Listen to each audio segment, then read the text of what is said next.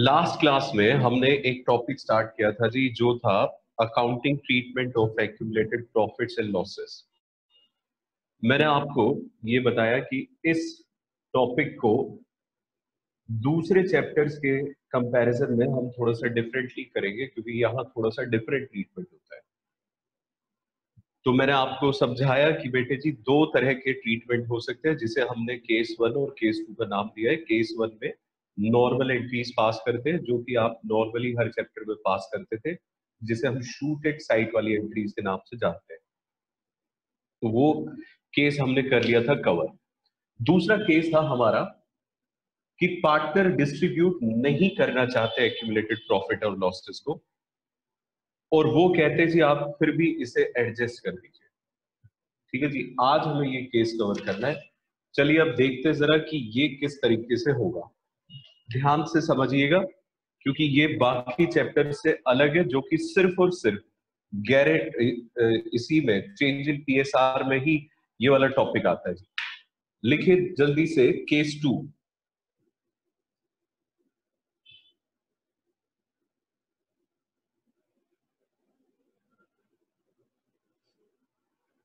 Case 2 है हमारा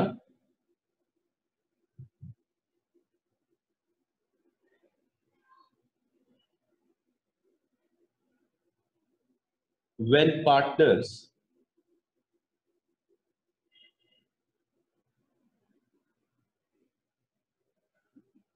do not want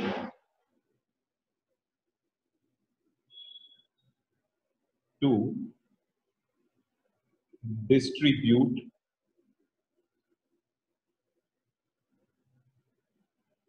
slash disturb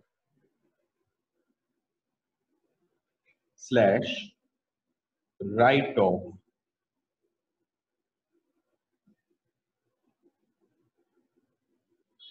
accumulated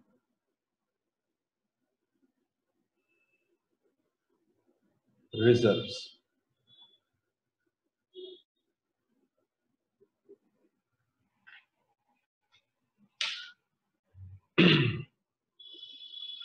हाँ जी बेटे, जरा ध्यान से बात को समझेंगे।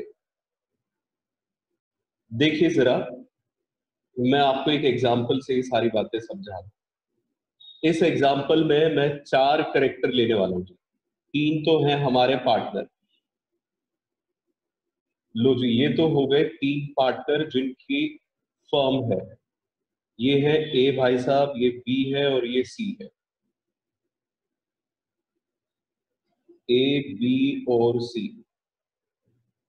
ठीक है जी, ये है हमारे 3 पार्टनर। एक चौथा करेक्टर भी है, जिसमें आपको हो सकता है कि अपनी तस्वीर दिखाई दे। ये बेचारा बहुत पढ़ाकू किस्म का बच्चा रहा है, ठीक है जी, जो आगे जाके अकाउंटेंट बना है। Always smiling. अकाउंटेंट बेटे जी और कुछ नहीं, बस हर संकट का मोचन यही करते हैं। ये 4 करेक्टर है जी अपनी स्टोरी में। अब जरा देखना जी कहानी क्या है। 3 पार्टनर थे, इनके बीच में रेशो 2:2:1 थी जी। ये थी इनकी ओल्ड रेशो।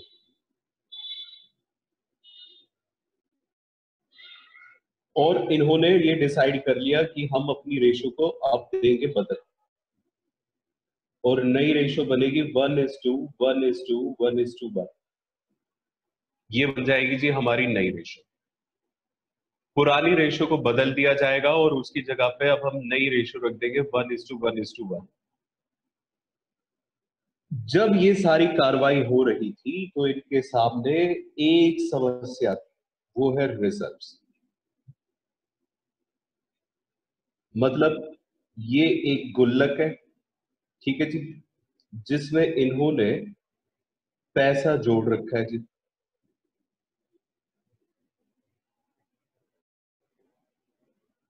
इस रिजर्व में इन्होंने इकट्ठे किए हुए हैं 60,000 रुपए। चलो 6 लाख कर देते ताकि बात पे थोड़ा सा वजन पड़े। ये है जी हमारी कहानी का बैकग्राउंड। ABC 2:2:1 में शेयर करते थे, रेशो बदलना चाहते हैं और इनके पास एक रिजर्व है 6 लाख रुपए का। A, B और C अकाउंटेंट साहब को बुलाते और कहते हैं कि अकाउंटेंट साहब एक बात बताओ, इस रिजर्व का क्या किया जाए। अब देखिए जरा ये क्या करते हैं। अकाउंटेंट आता है, जी करना क्या है, आप अपनी रेशो को बदल रहे हैं ना, तो एक काम करो ना, इस रिजर्व को आपस में डिवाइड कर लो, जैसे कि अभी पिछले केस में हमने करा था, बिल्कुल वैसे ही। मतलब गुल्लक को फोड़ो, खत्म करो और इसे इनके बीच में डिवाइड कर दो। ABC कहते हैं ये बात तो हमें भी पता है नालायक, कुछ नई बात बताओ। हमारी चाहत ये है कि ये रिजर्व फोड़ा ना जाए, इस रिजर्व की गुल्लक को हम बचाए रखना चाहते हैं और वो भी 6 लाख रुपए से। मतलब ये कि हम नहीं चाहते कि इसे डिस्टर्ब किया जाए, मतलब ये कि हम ये नहीं चाहते कि इसे राइट ऑफ किया जाए। अब कोई उपाय है तुम्हारे पास तो बताओ। तो अकाउंटेंट आता है और वो कहता है बिल्कुल है मेरे पास उपाय। आप ये चाहते हैं कि आप इस रिजर्व को फोड़े ना और ये नई रेशो के हिसाब से फिर भी एडजस्ट हो जाए, तो सुनिए मैं आपको उपाय बताता हूं वो क्या है। देखो जी, आप एक काम करो, पहले इस रिजर्व को इस रेशो में डिवाइड कर दो, तो पुराना रिजर्व खत्म हो गया और नया रिजर्व इस रेशो में बना दो, बस बात खत्म हुई। है ये क्या कह रहे हो सर?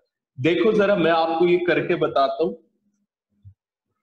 उपाय में भाई साहब क्या बता रहे हैं, वो कह रहे हैं उपाय ये है कि पहले स्टेप में क्या करो, पहले स्टेप में डिवाइड करो इन ओल्ड रेशो। देखते हुए चलिएगा जी, अगर कंसेप्ट समझना है तो डायरेक्ट एंट्री तो मैं भी बता सकता हूं, लेकिन समझ में आना चाहिए, तो बिल्कुल तसल्ली से, ठीक है, ध्यान यहीं पे रखिएगा। डिवाइड कर दीजिए ओल्ड रेशो में, तो देखिए अगर ओल्ड रेशो में डिवाइड किया जाए तो एंट्री क्या बनती है, reserve account debit to A, to B और टू सी। ऑफ कोर्स ये कैपिटल अकाउंट होगा इनका, A is capital, B is capital और सी इज कैपिटल। लो जी डिवाइड कर देते हैं 6 लाख रुपए को ओल्ड रेशो में, 2:2:1 में डिवाइड कर दीजिए, तो ये आएगा 2,40,000, 2,40,000 और 1,20,000। और क्या करिए, साथ ही साथ पुराना रिजर्व खत्म हुआ ना, साथ ही साथ अब क्या करिए, क्रिएट कर दीजिए नई रेशो में, मतलब रिजर्व को फिर से बना दीजिए, लेकिन बनाइएगा नई रेशो में। तो अगर आपको रिजर्व को बनाना है तो देखिए, जब खत्म करना था तो रिजर्व को आपने डेबिट कर दिया, ओके। अब जरा क्या करिए, रिजर्व को क्रेडिट कर दीजिए साथ के साथ, तो रिजर्व क्रिएट भी हो जाएगा। लो जी रिजर्व क्रिएट कर दिया हमने 6 लाख रुपए से। लेकिन ये किस रेशो में क्रिएट करना है, ओल्ड में नहीं, न्यू रेशो में। A is capital, B is capital और सी इज कैपिटल। अकाउंटेंट साहब ने ये सारे स्टेप्स बताए और ये कहा कि देखिए जो आप चाहते हैं ना, इन स्टेप्स के थ्रू आप वो अचीव कर लेंगे। ए, बी और सी में इक्वल रेशियो में अगर ये क्रिएट करेंगे तो 2 लाख रुपए, 2 लाख रुपए और 2 लाख रुपए आ जाएगा। अब जरा समझिएगा एंट्रीज ये बनी क्या है। अकाउंटेंट साहब जब ये कहते हैं ना ओल्ड रेशियो में डिवाइड कर दो, नई रेशियो में क्रिएट कर दो, तो वो क्या कहते हैं, एक काम करते हैं जी, 6 लाख रुपए को पहले तो मैं आप सबको ओल्ड रेशियो में दे देता हूँ, फिर इस 6 लाख को ओल्ड रेशियो में अगर मैं दे दूंगा तो आपकी पुरानी फर्म का जो झगड़ा था ना वो खत्म हुआ, और नई रेशियो में यही वाला पैसा मैं आपसे ले लूंगा। तो मतलब 6 लाख रुपए फर्म के पास आ जाएंगे और वो नई रेशियो में आएंगे। समझ रहे इस बात को? इन दो एंट्रीज का अगर मैं आपको ये सामने इफेक्ट दिखाऊं, इन दोनों एंट्रीज को अगर मैं जोड़ दूं, जैसे ये अलग अलग है ना, अब मैं इन्हें जोड़ रहा हूं, तो देखिए आपके पास क्या बचता है। Reserve debit 6 lakh, reserve credit 6 lakh. तो रिजर्व पे तो कोई फर्क ही नहीं पड़ा भाई, उतने से ही डेबिट और उतने से ही क्रेडिट। तो यही ये चाहते थे कि रिजर्व पे कोई फर्क ना पड़े। अब फर्क देखना कहां पड़ रहा है। ए को हमने क्रेडिट कर दिया 240 से। क्रेडिट करने का मतलब ये है कि इसे हमें इतना पैसा देना पड़ेगा, हमें देना पड़ेगा जी, ये हमारा क्रेडिटर बन जाएगा।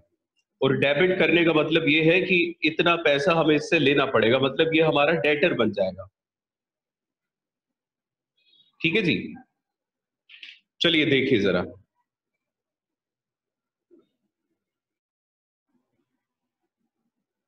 देखो बेटे, क्रेडिट अगर ए हुआ 240 से और डेबिट हुआ 2 लाख से, तो देखो ये 2 लाख तो पूरा खत्म हुआ, यहां पे 2 लाख खत्म होगा, क्रेडिट बच जाएगा ए 40,000। बी क्रेडिट हुआ 240 से, डेबिट हुआ 2 लाख से, तो लो जी ये भी खत्म हुआ और ये बचा रहेगा कितना, 40,000। सी क्रेडिट एक 20 से है, सी डेबिट 2 लाख से है, तो ये तो क्रेडिट खत्म हो जाएगा और यहां पता है क्या बचेगा डेबिट में, 80,000। कहने का मतलब ये है कि जब मैं ऐसा करता हूं कि रिजर्व को ओल्ड रेशो में इन्हें दे देता हूं और नई रेशो में फिर से बना देता हूं, तो रिजर्व मेरे पास 6 लाख का ही रहता है। लेकिन मैं इन दो एंट्रीज को करने की बजाय एक काम ये भी कर सकता हूं कि इन दोनों एंट्रीज का नेट इफेक्ट वही एक एंट्री कर, जो इन दोनों एंट्रीज का नेट इफेक्ट आ रहा है, जरा देखिए तो इन दोनों एंट्रीज का नेट इफेक्ट क्या आ रहा है। इन दोनों एंट्रीज का नेट इफेक्ट ये आ रहा है कि सी को डेबिट कर दिया जाए 80,000 से और ए को और बी को क्रेडिट कर दिया जाए 40,000 से। इससे होगा क्या कि हमारा रिजर्व डिस्टर्ब होगा नहीं और वो नई रेशो के हिसाब से क्रिएट भी हो जाएगा। बात समझ रहे हैं आप, मतलब वो नई फर्म का नया रिजर्व तैयार हो जाएगा अगर मैं इन दो की बजाय इस एक एंट्री को कर दूं। जब भी एंट्री कैपिटल टू कैपिटल हो, तो जानते हैं फर्स्ट चैप्टर में आपने पढ़ा था, उन्हें हम कहते हैं एडजस्टिंग एंट्री। याद आया टेबल शोइंग एडजस्टमेंट वाला टॉपिक, उसमें भी हम कुछ ऐसा ही काम करते थे कि जिस पार्टनर से लेना है, जिस पार्टनर को देना है, बस उनको डेबिट क्रेडिट कर देते थे। अब ये एंट्री क्या कहती है, इस एंट्री से अगर बातचीत की जाए तो ये एंट्री बताती है कि देखो, तुम्हें अगर रिजर्व को डिस्टर्ब नहीं करना चाहते, मतलब इस रिजर्व को बचाए रखना चाहते हो और ये भी चाहते हो कि ये न्यू रेशो में क्रिएट हो जाए, मतलब पुराने पार्टनर को ओल्ड रेशो और न्यू रेशो की वजह से इन पार्टनर्स को कोई नुकसान ना हो, तो एक ये वाली एंट्री बना दो। वो एंट्री क्या बनाओ, सी को डेबिट कर दो, ए और बी को क्रेडिट कर दो, मतलब सी से 80,000 रुपए ले लो और 40,000 बी को दे दो। देखिए बनता भी यही है, क्योंकि पुरानी फर्म के हिसाब से 240 ए के हिस्से में आते हैं और जबकि उसे देने कितने पड़ते हैं, 2 लाख। तो मतलब उसे 40 अगर मैं दे दूं तो उसका काम निपट गया। और बी का भी यही था, 240 उसके हिस्से में आ रहे थे और 2 लाख हमें उससे लेने थे, तो इसे 40 दे देते जी, इसका भी काम निपट गया। और 1,20,000 इसको देने थे, जबकि लेने इससे 2 लाख थे, तो इससे अपन ने कितने ले लिए, 80,000। तो देखो बेटे हमने किया क्या, इस एक एडजस्टमेंट एंट्री के थ्रू हम इन दो एंट्रीज के नेट इफेक्ट को प्रभाव में ले आते हैं। इन दो एंट्रीज के थ्रू हम इस एक एडजस्टमेंट एंट्री के नेट इफेक्ट को प्रभाव में ले आते हैं। ये होता है जी एडजस्टमेंट एंट्री। अब लेकिन ये एडजस्टमेंट एंट्री हम करेंगे कैसे, क्या हम हमेशा ऐसे दो एंट्री बनाएंगे और उसके बाद काटा पीटी करेंगे, चलो अगर एक रिजर्व आए तो ये कर भी ले, अगर 10 रिजर्व आ गए तो अटक के रह जाओगे।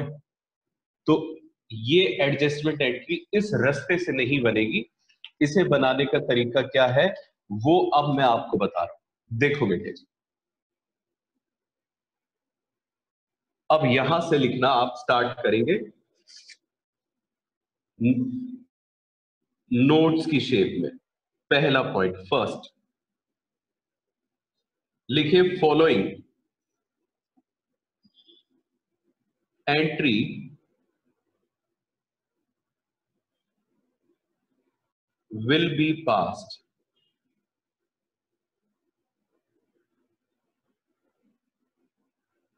to divide accumulated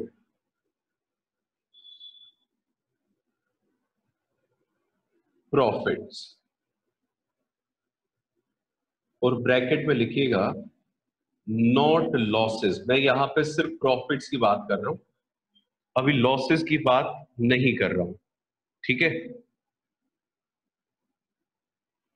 और वो एंट्री क्या बनेगी, ये असल में हम दो स्टेप में काम करेंगे जी। स्टेप वन, पहले स्टेप में आप क्या करेंगे, जर्नल एंट्री का फॉर्मेट बनाएंगे और उसमें जर्नल पास करेंगे। और जर्नल जानते क्या पास होगी, जो आपने गुडविल की एंट्री की है ना जी इस चैप्टर में, बस वही है। सर गुडविल की एंट्री याद है, गुडविल की इसमें एंट्री क्या की थी आपने, यूनिवर्सल केस लगा था सेल्फ जनरेटेड पे। तो जो सेल्फ जनरेटेड का यूनिवर्सल केस है जी, बस वही यहां पे लगेगा। और वो यूनिवर्सल केस आपके रिजर्व्स को डिवाइड कर देगा, एडजस्ट कर देगा, डिवाइड नहीं करेगा, गलत शब्द का इस्तेमाल कर गया मैं, एडजस्ट कर देगा जी, जिस तरीके से आप चाहते हैं। जर्नल बेटे सुन लो जरा, यहां पे लिख दो जी ये भी कौन सा केस है, यूनिवर्सल केस। और यूनिवर्सल केस आप सबको याद हो ही चुका है। पहले मैं फॉर्मेट तैयार कर देता हूं, डेट, पर्टिकुलर अमाउंट डेबिट और अमाउंट क्रेडिट। यूनिवर्सल केस था कि आप हमेशा गेनिंग पार्टनर को डेबिट करेंगे। तो एंट्री बनेगी जी gaining partners capital account debit. लो जी ये हो गया debit. To sacrificing partners capital account, ठीक है। Gaining partners capital account debit to sacrificing partners capital account. और ये अमाउंट कैसे आएगा, देखिए जी जितना भी आपके पास रिजर्व होगा मल्टीप्लाई बाय जितना भी ये शेयर गेन कर रहा होगा उससे मल्टीप्लाई कर दीजिए। ठीक वैसे ही जैसे कि आप गुडविल को करते थे। आप क्या करते थे जी, जितनी भी गुडविल वैल्यू की जाती थी उसे उसके गेन शेयर से मल्टीप्लाई कर देते थे। यहां पे भी आप कुछ ऐसा ही करेंगे। और यहां सेक्रीफाइस के लिए रिजर्व मल्टीप्लाई बाय जितना भी इसने सेक्रीफाइस करा शेयर उससे मल्टीप्लाई कर दीजिए बस। और नरेशन में क्या लिखेंगे आप, बी रिजर्व्स एडजस्टेड।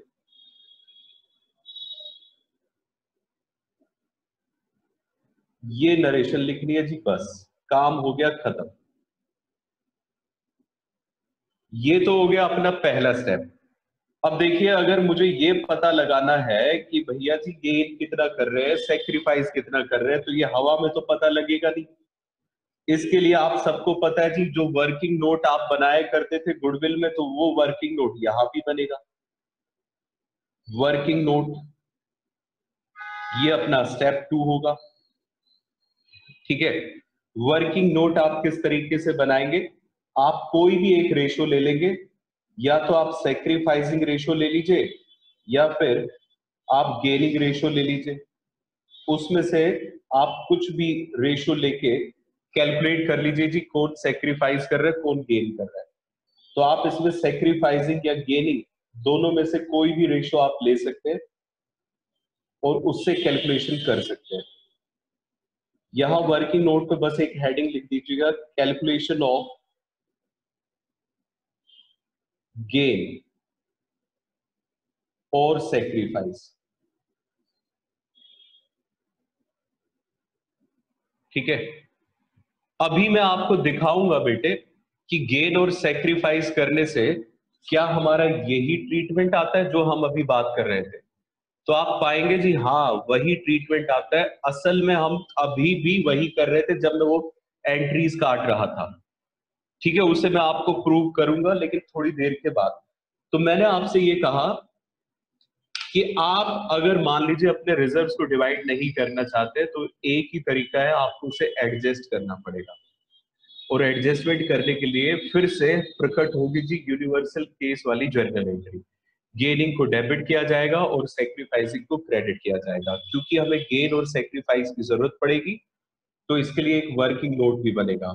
ऐसे क्वेश्चंस हमेशा 2 स्टेप्स में कंप्लीट हो जाएंगे, लेकिन ये एंट्री एक्यूमुलेटेड प्रॉफिट्स के लिए है, लॉसेस के लिए नहीं है। तो लॉसेस के लिए एंट्री क्या होगी, ये हम लिखेंगे पॉइंट नंबर 2 में। लिखिए, if accumulated loss is given, then universal entry will be reversed। तो आप और कुछ नहीं जी, बस यूनिवर्सल एंट्री को उल्टा कर दीजिए, क्योंकि यूनिवर्सल एंट्री प्रॉफिट के लिए गेनिंग टू सेक्रीफाइसिंग है, तो लॉस के लिए यही एंट्री क्या हो जाएगी, ये एंट्री बनेगी जी फिर sacrificing partners capital account debit to gaining partners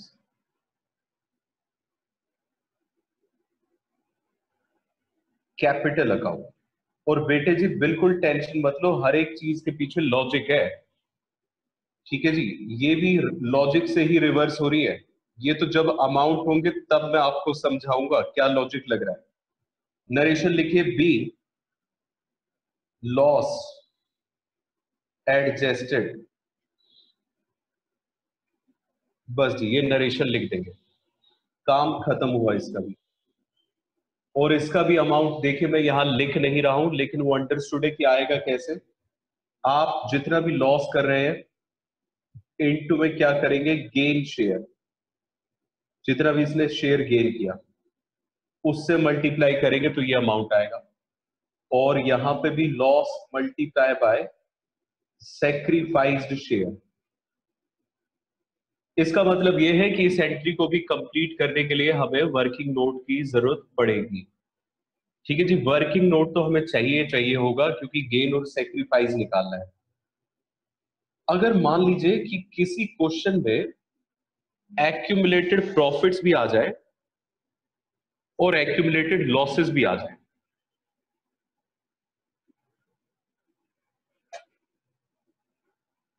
दोनों आ जाए जी, तब हमें कैसे करना है।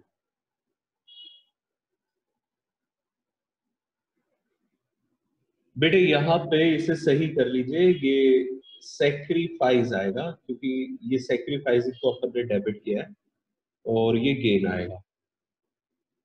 ठीक है, हाँ जी, तो मैं आपको बता रहा था कि अगर एक ही क्वेश्चन में एक्यूमुलेटेड प्रॉफिट और लॉस आ जाए तो हमें काम कैसे करना है। असल में ये वाला जो क्वेश्चन है ये 3 तरीके से आ सकता है। क्वेश्चन में सिर्फ एक्यूमुलेटेड प्रॉफिट्स गिवन हो तो यूनिवर्सल केस लगा दो जी, ठीक है, गेन और सेक्रीफाइस कैलकुलेट करके गेनिंग को डेबिट और सेक्रीफाइसिंग को क्रेडिट कर दो। अगर सिर्फ एक्यूमुलेटेड लॉस हो तो फिर से यूनिवर्सल केस को लगाओ लेकिन रिवर्स करके, और वर्किंग नोट इसमें भी बनेगा। ये हो गया दूसरे टाइप का क्वेश्चन। अब मैं आपको बता रहा हूं जी, अगर मान लीजिए क्वेश्चन के अंदर दोनों चीजें गिवन है, if accumulated profits and accumulated losses both are given, तो हमें क्या करना है?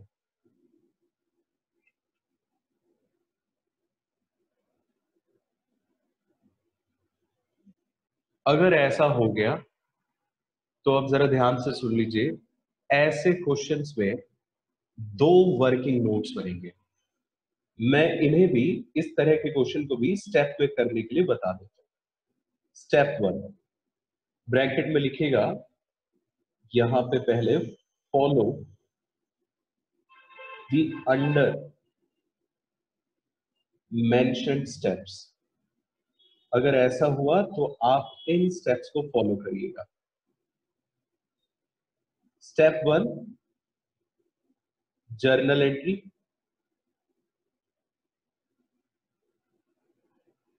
ठीक है जी, और वो जर्नल एंट्री होगी यूनिवर्सल केस।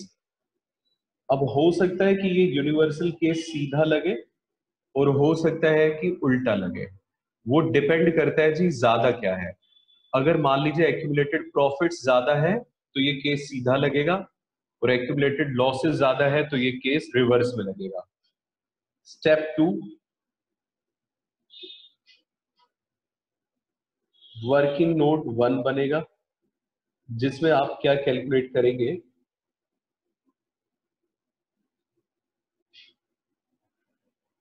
गेन और सेक्रीफाइस। ये तो वही दो स्टेप हो गए जी जो अभी बताए थे। मैंने बताया ना, इसमें एक वर्किंग नोट एक्सटेंड हो जाएगा। तो चलिए मैं इसे स्टेप 3 का नाम दे देता हूं, और अब जरा देखिएगा क्या बनेगा ये वर्किंग नोट। लिखिए स्टेप 3, ये है working note number 3, sorry number 2।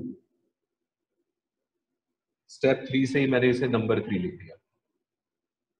इसमें हम क्या करेंगे, कैलकुलेट करेंगे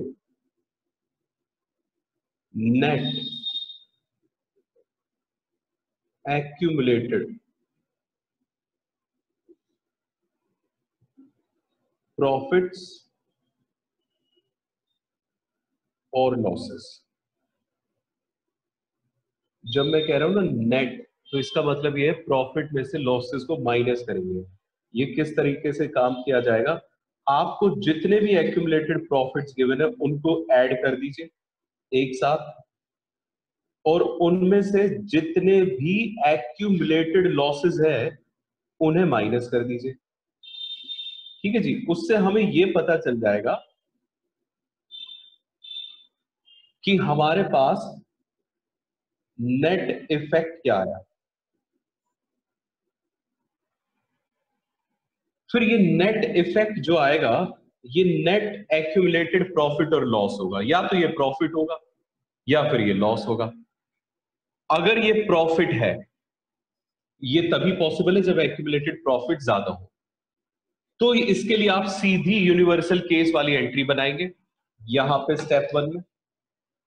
ठीक है जी, और अगर मान लीजिए कि ये लॉस है, ये लॉस आ जाते तो आप यूनिवर्सल केस वाली ही एंट्री लगाएंगे, लेकिन किस शेप में, रिवर्स शेप में। बस ये काम करना और कुछ नहीं। इसमें एक नोट लिख लीजिए, बहुत इंपॉर्टेंट नोट है बेटे जी, वेरी इंपॉर्टेंट नोट। ऐसे क्वेश्चंस में आप एक बात ध्यान रखेंगे, in such questions remember self generated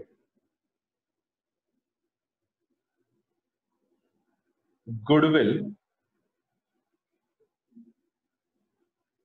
is profit and purchased goodwill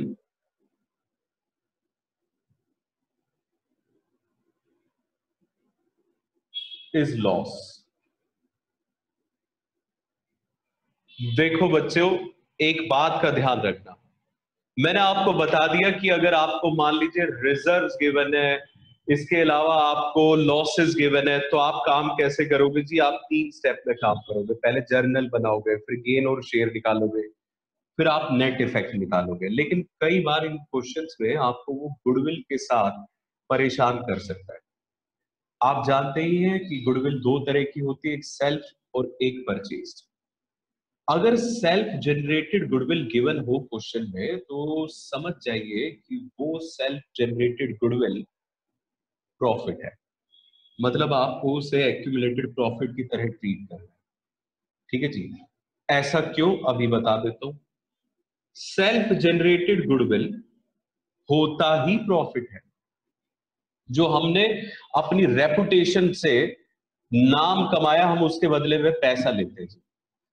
और ये छोड़ो, आप ये बता दो, सेल्फ जनरेटेड गुडविल के लिए यूनिवर्सल केस सीधा लगता है या उल्टा लगता है?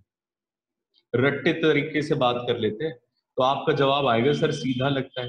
तो जब सेल्फ जनरेटेड के लिए सीधा लगता है, एक्यूमुलेटेड प्रॉफिट के लिए सीधा लगता है, तो ये मतलब ये दोनों चीजें सेम है। लेकिन परचेज गुडविल आप भली भांति जानते हैं कि वो एक्यूमुलेटेड लॉसेस का पार्ट होती है। 3 चीजें आती है जो एक्यूमुलेटेड लॉसेस में, मैंने इस चैप्टर में भी इस टॉपिक की शुरुआत में बताया था। P&L का debit balance is accumulated loss, goodwill purchase is accumulated loss, and advertisement suspense is also accumulated loss. तो ये था जी हमारा टॉपिक।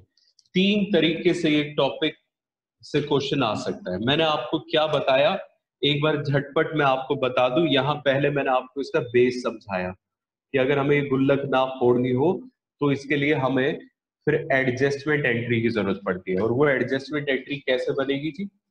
अगर आपको एक्यूमुलेटेड प्रॉफिट्स गिवन है तो आप 2 स्टेप में काम करेंगे। पहले स्टेप में जर्नल एंट्री यूनिवर्सल केस लगेगा सीधा, दूसरे में आप गेन और शेयर निकालेंगे। अगर आपको एक्यूमुलेटेड लॉस गिवन हो तो भी आप 2 स्टेप में काम करेंगे। पहले में एंट्री यूनिवर्सल केस उल्टा, और दूसरे स्टेप में वर्किंग नोट यही वाला। लेकिन अगर मान लीजिए आपको क्वेश्चन के एक ही क्वेश्चन में एक्यूमुलेटेड प्रॉफिट भी गिवन है और एक्यूमुलेटेड लॉस भी गिवन है, दोनों के दोनों एक साथ आ गए, तो ऐसी सिचुएशन में आप क्या काम करेंगे? ऐसी सिचुएशन में आप 3 स्टेप में काम करेंगे। पहले में जर्नल एंट्री, फिर गेन और शेयर, और तीसरे में आप निकालेंगे नेट इफेक्ट। लेकिन नेट इफेक्ट निकालते वक्त वो आपको एक चीज में परेशान कर सकता है, गुडविल देके। तो आप ध्यान रखेंगे कि जो सेल्फ जनरेटेड गुडविल है वो प्रॉफिट का पार्ट होता है और परचेज गुडविल लॉस का पार्ट होता है जी। बस बेटे, आप यकीन मानना कि ये टॉपिक पूरा एंड हो गया। मैंने हर एक टाइप ऑफ क्वेश्चन आपको क्लियर कर दिया है। चलिए जी, अब इस पे आपके सामने कुछ क्वेश्चंस हैं, वो सॉल्व कर देता हूं जिससे आपकी क्लियरिटी और बढ़ जाएगी। जल्दी से आप निकाल लीजिए अपनी बुक में पेज नंबर 3.70, और हम करेंगे जी क्वेश्चन नंबर 29। जल्दी से एक बार लॉग इन करके आइए, री लॉग इन करिएगा लॉग आउट करके, टाइम कम है।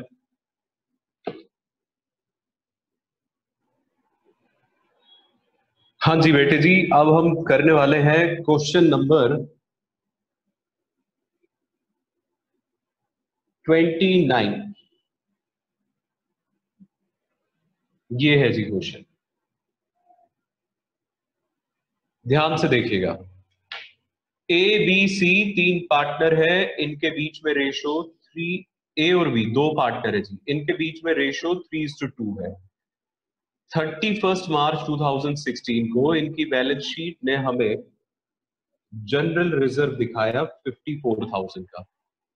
On that date, they decided to admit C as a new partner. एक नया पार्टनर आ रहा है जी सी, और कहता है जी न्यू प्रॉफिट शेयरिंग रेशियो जो है ए बी सी के बीच में 4:3:2 हो जाएगी। ओके, देखिए बात जरा ध्यान से समझिएगा, इसमें एडमिशन का क्वेश्चन है ये, और वो कह रहा है जी नई रेशियो 4:3:2 हो जाएगी। मेरी बात को जरा ध्यान से समझना। देखिए ऐसा है, अभी थोड़ी देर पहले मैंने आपसे ये कहा था कि ये वाला जो केस हम कर रहे हैं ये सिर्फ और सिर्फ तब आ सकता है जब चेंज इन पीएसआर। अब आप में से कई बच्चे हो सकता है कि ये सोचने लग जाए कि सर इसमें तो एडमिशन है और इसमें भी ये वाला केस आ रहा है, इसका मतलब आप हमें गलत पढ़ा रहे हैं। तो जरा ध्यान से मेरी बात को समझिएगा। बेटे जी मैंने ये कहा था कि एक कंडीशन पूरी होनी जरूरी है which is change in PSR. आप जरा ध्यान से देख लीजिए, ओल्ड रेशो गिवन है और न्यू रेशो भी गिवन है, तो इसका मतलब रेशो बदल गई है। भले एडमिशन की वजह से बदली है लेकिन नई रेशो गिवन है इसके अंदर। तो ऐसी सिचुएशन में चेंज इन पीएसआर कंसीडर किया जाता है। इसे रिकॉर्ड करना है जी necessary journal entries in the books of the firm under the following circumstances. कहता है जी इन सर्कमस्टांसेस में आपको हम दो सिचुएशन बता रहे हैं, आप एंट्रीज बनाइएगा। When they want to transfer the general reserve in their capital account, अगर वो चाहते हैं जी जनरल रिजर्व को इनके कैपिटल अकाउंट में बांट दिया जाए, तो बांट तो दी, तो फिर एंट्री क्या होगी? बांटना है तो शूट एट साइड करना है, जनरल रिजर्व डेबिट हो जाएगा टू ए टू बी। लेकिन अगर वो ये चाहते हैं when they don't want to transfer general reserve in capital account and prefer to record an adjustment entry for the same, अगर वो एक एडजस्टमेंट एंट्री चाहते हैं तो हमें कैसे काम करना है?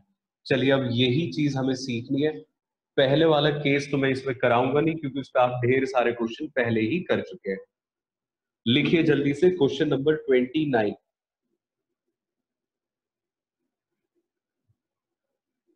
सॉल्यूशन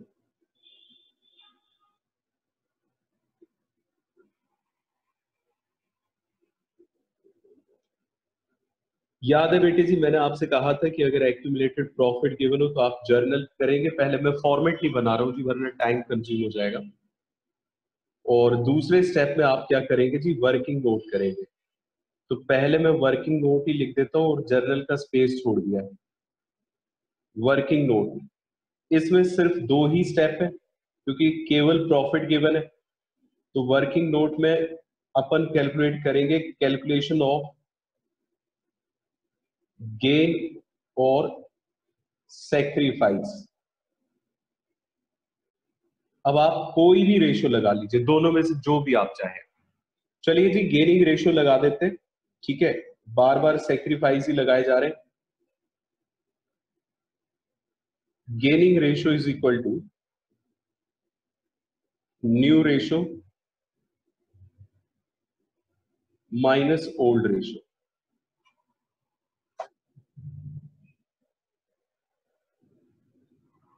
ठीक है, गेनिंग रेशियो क्या होती है जी, new ratio minus old ratio.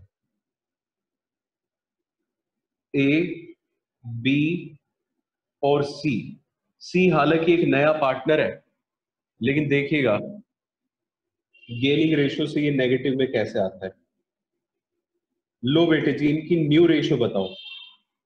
New ratio की बात की जाए 4:3:2 है, तो मतलब ये 4/9 है, बी का 3/9 है और सी का शेयर 2/9 है। ठीक है जी। ओल्ड रेशियो अगर आप देखें तो वो सिर्फ ए और बी की बताई गई है 3:2, यानी कि 3/5 और 2/5। इस भाई की कोई ओल्ड रेशियो थी नहीं तो ये 0 है। ओके, चलिए जी अब बताइए जरा, एलसीएम ले लिया जाए तो एलसीएम आएगा इसमें 45 और ये हो जाएगा 20 - 27 माइनस का 7/45। ये कर रहा है जी सेक्रीफाइस। ठीक है,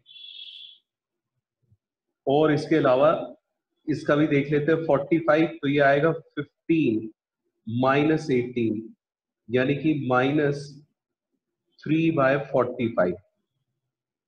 और ये 2/9 -0 करोगे तो ये जानते कितना आ जाएगा, 2/9। ये कर रहा है सेक्रीफाइस, ये दोनों कर रहे हैं जी गेन। ओके, तो अब एंट्री बना दीजिए यूनिवर्सल एंट्री। यूनिवर्सल एंट्री में गेनिंग को हम डेबिट करते हैं और सेक्रीफाइसिंग को क्रेडिट करते हैं।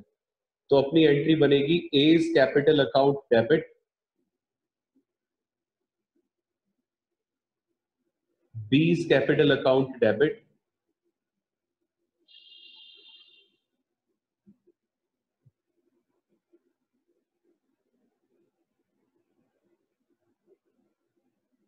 To C's capital account. Okay, amount कैसे आएगा? रिजर्व का अमाउंट है जी 54,000। तो बेटे जी 54,000 इंटू में 7/45 कर दीजिए। 54,000 इंटू में 7/45, क्योंकि इसने गेन कितना किया है 7/45।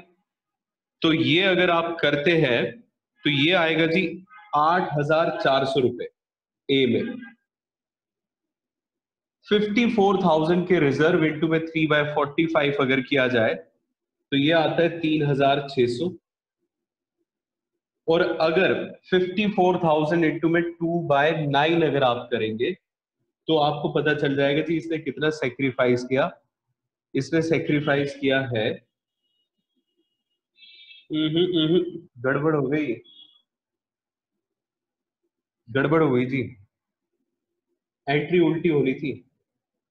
ये सेक्रीफाइस कर रहे, गेनिंग रेशियो लगाई थी मैंने। ओहो, चलिए कोई बात नहीं, इसे सही करते बेटे जी, क्योंकि गेनिंग रेशियो लगाई थी तो ये गेन करेंगे और ये नेगेटिव में आ रहा है जी, ये सेक्रीफाइस करेंगे और ये भाई साहब गेन कर रहे हैं। तो एंट्री जानते क्या होनी थी? सी का कैपिटल अकाउंट डेबिट होगा,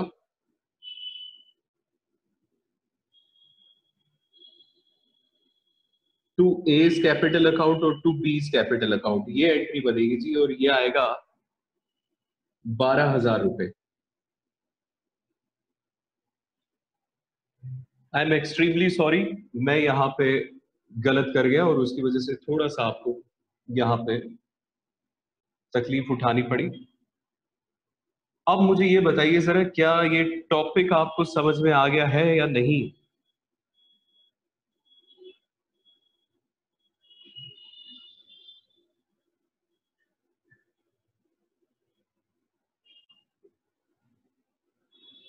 बोलो बेटे जी, टॉपिक क्लियर हो गया है?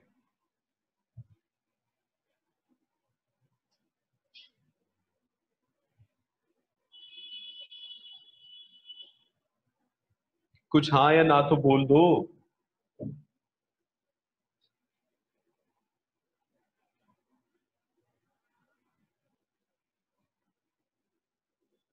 चलिए, अब इसमें होमवर्क मैं आपको दे रहा हूं, ये होमवर्क आप कर लीजिएगा। लिखिए होमवर्क, कितने क्वेश्चंस दिए जाए बताइए? दो क्वेश्चंस दे देता हूं आपको, 29 और 30।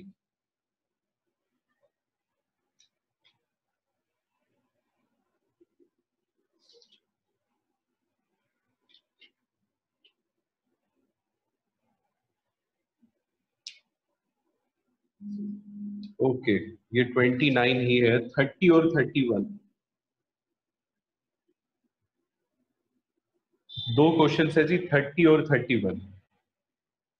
ठीक है, ये दोनों क्वेश्चंस आप होमवर्क में कर लीजिएगा, बाकी फिर हम कवर करेंगे नेक्स्ट क्लास में। ओके बेटे, bye and take care of yourself.